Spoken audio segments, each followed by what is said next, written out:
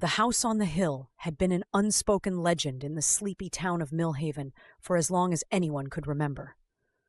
Perched like a shadowy sentinel just beyond the edge of the woods, its cracked windows and sagging roof were cloaked in a shroud of moss and ivy. Nobody really knew who had lived there or why it had been abandoned, only that it had been the source of every whispered story that made children shudder and adults exchange uneasy glances. For years, the townspeople talked about the sounds that came from the house at night. Whispers, uneven footsteps, eerie sobs. There were even tales of dim lights flickering in the windows when no one had set foot there for decades. Some swore it was haunted.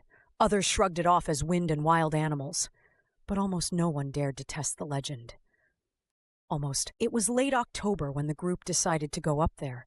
Maybe it was the approaching chill of Halloween, or maybe Millhaven's long-held dread had finally grown too tantalizing to resist. There was Clara, a local waitress nearing retirement age whose dry humor barely masked her fascination with the paranormal. Behind her was Peter Glass, the town mechanic, and his teenage daughter Emma, whose black eyeliner and skeptical attitude belied a nervous curiosity. Stan Carter, a self-proclaimed ghost enthusiast in his early 40s, carried no fewer than 3 flashlights, a notebook, and a camera slung around his neck. Tagging along behind them were 2 boys from the neighborhood, Charlie and Max. Barely past 12, they looked ready to bolt at the slightest creak, but weren't about to admit it in front of Emma. All right, this is probably a bad idea. Nonsense. This is probably a bad idea. Nonsense. Worst thing we'll find is some squirrels. Or termites. Or, I don't know, a ghost gnashing its teeth and demanding our souls. Not funny. Still, they all climbed the splintered stairs, one hesitant step following another, until the heavy door gave way with a dramatic groan. It felt unnecessary, the kind of sound doors made in bad horror movies, but there it was, creaking loud enough to set Emma hissing. "Oh, come on!" while Clara smirked behind her. Inside, the house reeked of damp wood and stale air, and the temperature dropped noticeably. Their flashlights swayed across peeling wallpaper and sagging floorboards, throwing skittering shadows onto the walls. It was quiet for now.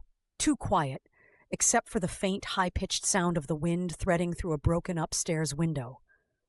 Clara moved to the center of what had once been a living room, and squinted up at a chandelier swaying slightly above her. "If anything's going to make a racket, it's that thing crashing down," she said, pointing upward. But then there was a sound, a distant shuffle. Everyone froze. It was coming from the far side of the house. "That's not good," Peter said, holding his flashlight tighter. "It's probably nothing," Clara said, though her voice wavered. "Could be raccoons." "Big raccoons," Charlie whispered uneasily. "Come on," Stan said, leading the now nervous group forward. The kitchen was where they found the first clue that something or someone had been here far more recently than anyone believed. Amid the moldy counters and rusted appliances sat a pristine plate on the table, untouched by dust. Everyone gathered around it, flashlights locked on its stark cleanliness. "Why would there be a clean dish in an abandoned house?" Emma asked. Maybe whoever lived here came back, Peter guessed, but his uncertainty hung heavy in the air. The house seemed determined to offer only half answers. Upstairs, they found a series of photographs tucked into a drawer. Most of the faces had been scratched out with unnerving precision, but a faint scribble on the back of one read, "They'll know." The bedrooms were similarly strange, unmade beds, scattered toys, yet all of them looked as though they had been left only a few years ago, not decades. The biggest shock came when they approached a locked door on the second floor. Clara nudged it experimentally. Nothing. Peter gave it a shove. The handle rattled but didn't budge. Then, as if sensing their frustration, the lock clicked. The door creaked open on its own. Everyone stiffened, their breaths caught in their throats. Charlie, half hiding behind Stan, squeaked, "That's not a raccoon!" Stan stepped cautiously into what was revealed to be a study, its walls lined with warped bookshelves and a heavy desk layered in dust. But on the desk lay a nearly new-looking notebook.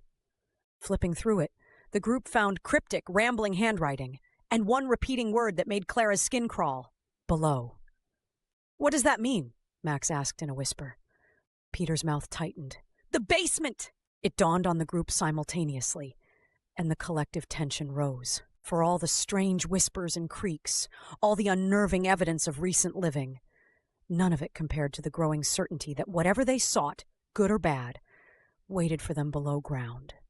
The basement was exactly where horror movies had trained them to never go.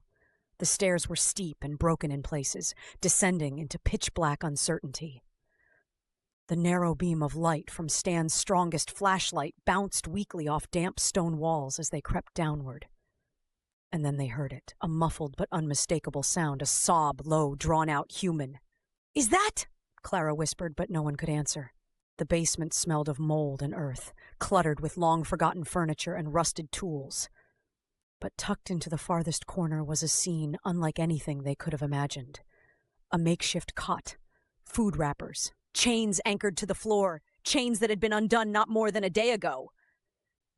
Stan's flashlight swept over the wall, landing on the single horrifying detail that turned their fear into disbelief. Scrawled in thick, scratching letters were the words, "I'll never let you leave." Peter turned sharply as another sound split the air, a scraping above them. Suddenly, the sound of the door at the top of the stairs closing echoed down, sending a fresh wave of fear through the group. Emma reacted instantly, bolting up the stairs, her heart pounding in her chest.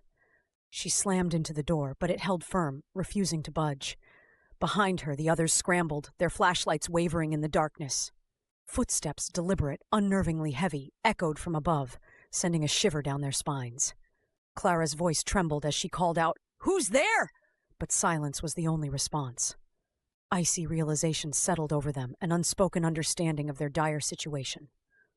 With a collective effort, they worked to bust open the door, their hearts racing with every thud against the wood. When the door finally gave way, they spilled into the upstairs, their eyes searching the shadows for any sign of what had trapped them below. But the house was empty, as silent and still as it had been when they first entered. Shaken, they left, the oppressive weight of the night's events lingering heavily on their minds. The chilling truth awaited them the next morning. The noises had not come from ghosts or creatures, but from a man. Jeremy Walsh, the missing young man everyone had long since forgotten, had been kept prisoner in that basement for years. His mother, Mrs. Walsh, who had vanished shortly after her son had, was the one who had chained him there to keep him hidden after he had committed an unspeakable crime. She had lived quietly with her secret in that house until her death years before. And Jeremy, he'd freed himself at last.